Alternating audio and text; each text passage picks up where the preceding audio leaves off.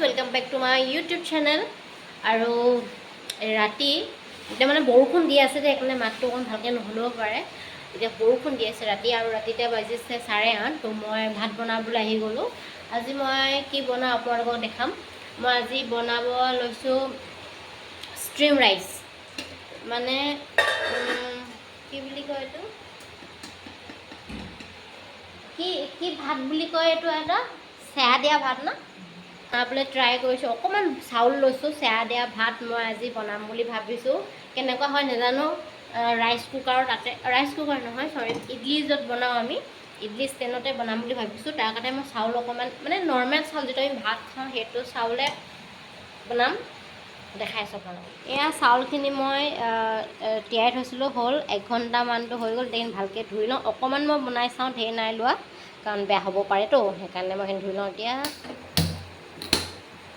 এইটো হৈছে rice cooker, যিটো আমি ৰাইচ কুকাৰ ওলাইছে, এইটো হয় ইডলি ষ্টেণ্ড, য'ত মই ইডলি বনাওঁ। ইয়াতে মই লৈছোঁ পানী, মই দিলোঁ। আৰু এইটো এটা খৰাহী লৈছোঁ, এইটো অকণমান আগৰ দিনৰ খৰাহী অকণমান। চ' এনেকৈ থ'ম।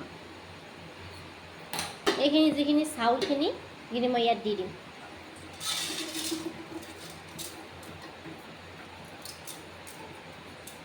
চাউল কম লৈছোঁ, কাৰণ কেনেকুৱা হয় মই নাজানো, ভাল হ'ব পাৰে বেয়া হ'ব পাৰে, সেইকাৰণে মই কমকৈ লৈছোঁ চাউলখিনি এনেকৈ দি লৈছোঁ। আৰু গৰম হ'লে ইয়াত পানী দিছোঁ আৰু এনেকৈ থৈছোঁ।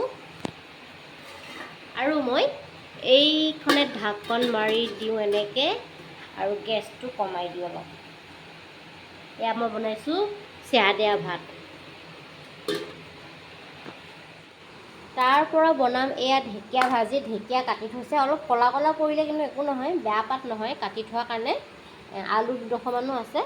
তো এতিয়া মই চেৱা দিয়া ভাতৰ লগত ঢেকীয়া বনাম, আৰু লগতে কঁঠাল গুটি কেইটামানো মই ভাজি খাম।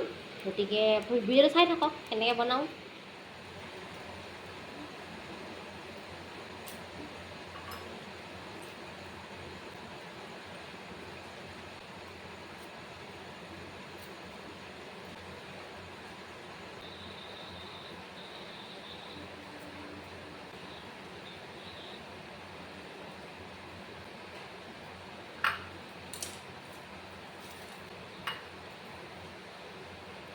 এইখিনি এতিয়া ধুই লওঁ।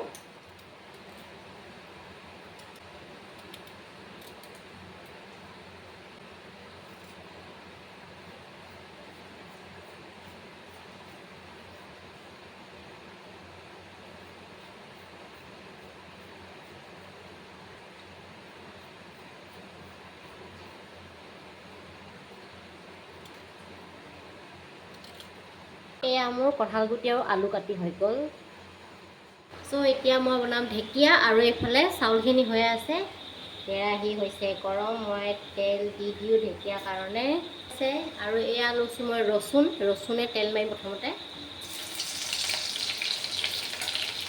অলপ পিঁয়াজ, তাৰপৰা দিম এইখিনি ঢেকীয়াখিনি। ঢেকীয়া আৰু ৰঙালাও আগো আছিলে, মিক্স কৰি থৈছে, মই গমেই নাপাওঁ। তেলৰ ভাগে দিব গৈছে।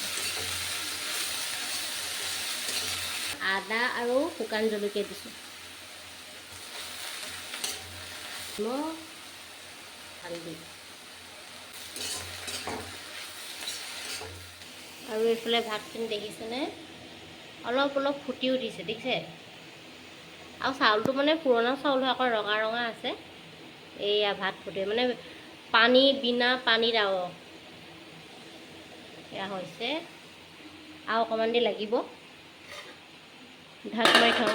আৰু অকণমান চাউল দিব লাগিছিলে, মোৰ ভয় লাগিলে আকৌ বেয়া হয় নেকি বুলি। এয়া মোৰ ঢেকীয়া আৰু লাও যিটো চব্জি, এয়া সিজি উঠিছে, অলমষ্ট হৈ গ'ল। আৰু এইফালে মই আপোনালোকক ভাতৰ যিখিনি চেৱা দিয়া ভাত, এয়া মোবাইলত হয়তো ভালকৈ দেখা নাপাব, কিন্তু এয়া পূৰা সিজি উঠিছে, একদম অকণমান হৈ গ'ল, কিন্তু মোলে হৈ যাব। ইফালে মই কঁঠাল গুটি আৰু আলু কাটি লৈছোঁ, পিঁয়াজ আৰু এয়া জলকীয়া, ভোট জলকীয়া। এয়া মই ভাজি বনাই হৈ গ'ল এইখিনি, ঢেকীয়া ভাজিখিনি। এতিয়া মই কঁঠাল গুটি আলুখিনি বনাইছোঁ। ইয়াতে পিঁয়াজ জলকীয়া চব একেলগে মই দি দিছোঁ, আৰু নিমখ হালধি দি দিলোঁ। ইয়াতে একো কৰিবলৈ একো নাই, এইখিনি অকণমান লৰাই থাকিলে হৈ যাব। মোৰ ভাত হৈ গ'ল ৰেডি। ইয়াত দেখিছেনে আপোনালোকে পূৰা আৰু এয়া মোৰ চেয়া দিয়া ভাত ৰেডি। চেয়া দিয়া ভাত মানে কি আৰু পানী নিদিয়াকৈ ভাপতে বনাইছোঁ। এয়া মোৰ ভাত, এয়া মোৰ চেয়া দিয়া ভাত। লগত আছে ঢেকীয়া ভাজি আৰু আছে কঁঠাল গুটি ভাজি, আলু ভাজি,